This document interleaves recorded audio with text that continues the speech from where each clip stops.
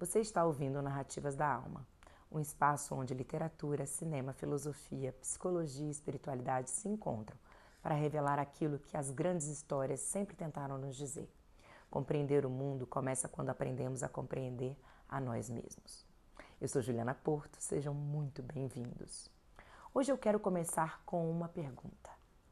Quanto pesa a sua vida? Não estou falando do seu corpo. Estou falando das coisas que você carrega sem perceber. Expectativas, culpas, ressentimentos, papéis que assumimos, sonhos que talvez nem fossem nossos e versões antigas de quem acreditávamos que deveríamos ser. Nietzsche, em Assim Falou Zaratustra, criou uma imagem fascinante para falar da transformação humana. Ele disse que o espírito atravessa 3 metamorfoses: o camelo, o leão e a criança. E talvez exista um pouco dos 3 dentro de nós. O camelo carrega. Ele suporta, obedece, faz o que precisa ser feito. É a fase do eu devo. Preciso ser bem-sucedido, preciso agradar, preciso corresponder, preciso aguentar. Precisamos do camelo. A vida exige responsabilidade. O problema começa quando passamos tanto tempo carregando o que esperavam de nós que já não sabemos diferenciar responsabilidade de bagagem. Quem percorre o caminho de Santiago de Compostela descobre isso literalmente. No começo, colocamos coisas na mochila pensando, vai que eu precise. Depois de quilômetros, cada grama pesa. E chega um momento em que precisamos decidir, isso realmente precisa continuar comigo? Talvez essa seja uma das grandes metáforas das peregrinações e dos retiros espirituais. Afastamo-nos temporariamente das coisas para descobrir de quais delas realmente precisamos quando voltarmos. A Bíblia tem uma expressão belíssima em Hebreus capítulo 12. Livremo-nos de todo o peso. Não apenas do erro, do peso.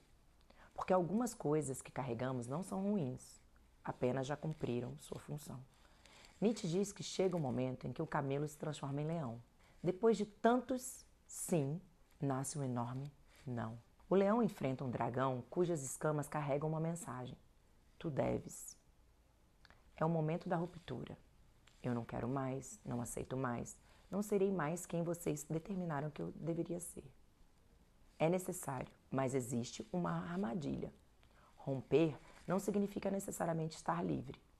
E um filme representa isso maravilhosamente. Um Dia de Fúria. Vocês já viram? William Foster acreditava em um roteiro. Trabalho, família, sucesso, ordem, regras. Até que esse roteiro desmorona. E existe aquela famosa cena do restaurante. Ele olha para uma fotografia de um sanduíche. Perfeito. Depois olha para aquilo que recebeu. Murcho, amassado, diferente. E acaba explodindo. Só que talvez o William não esteja discutindo sobre um hambúrguer. Talvez esteja dizendo, vocês me prometeram que a vida seria como uma fotografia. E ela não foi. Talvez todos nós tenhamos vivido alguma versão dessa cena. A fotografia do casamento, da maternidade, da profissão, do corpo, do amor, do sucesso.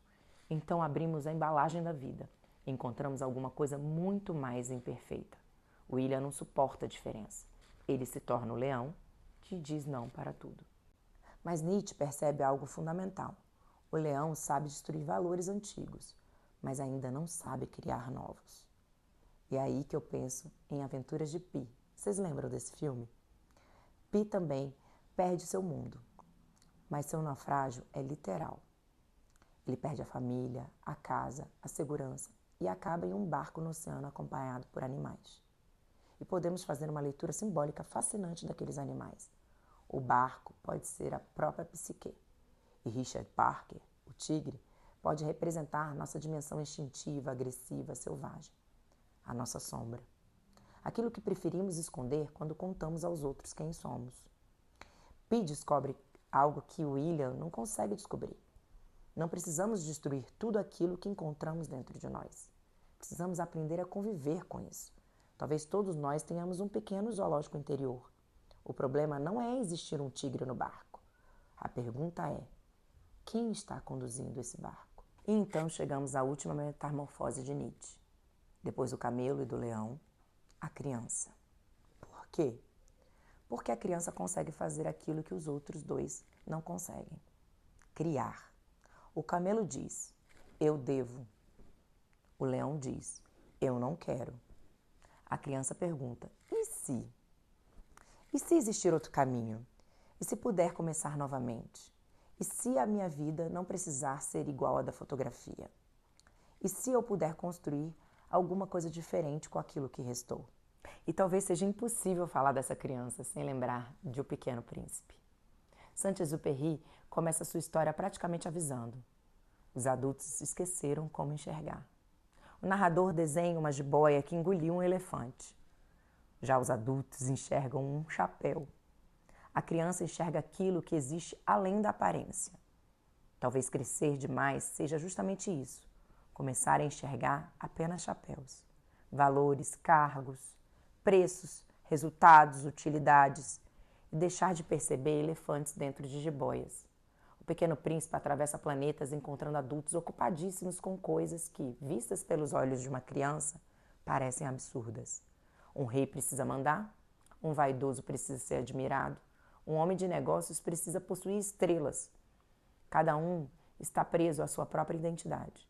Talvez sejam todos, de alguma maneira, camelos carregando suas próprias caixas. E o Pequeno Príncipe continua perguntando, por quê? Essa talvez seja uma das perguntas mais revolucionárias da infância. E é exatamente aqui que entra a música Advice for the Young at Heart, do Tears for Fears. O próprio título já parece conversar com Nietzsche, um conselho para os jovens de coração.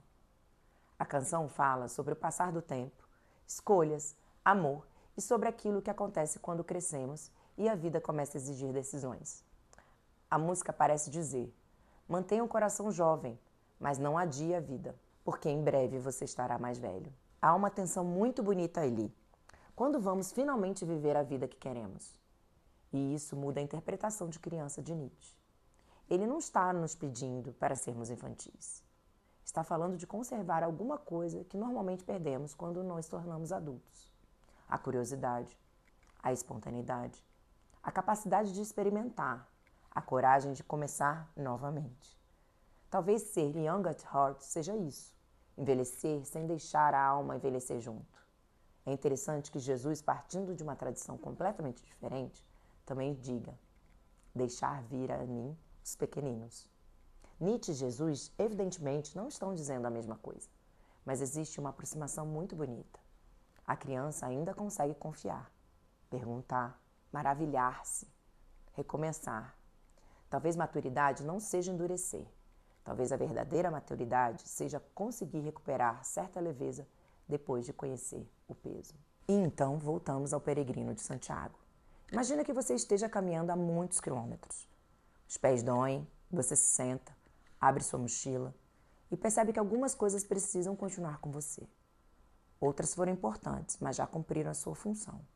E algumas você nem sabe por que ainda carrega. Talvez seja assim também dentro de nós. Não precisamos jogar a mochila fora, precisamos escolher.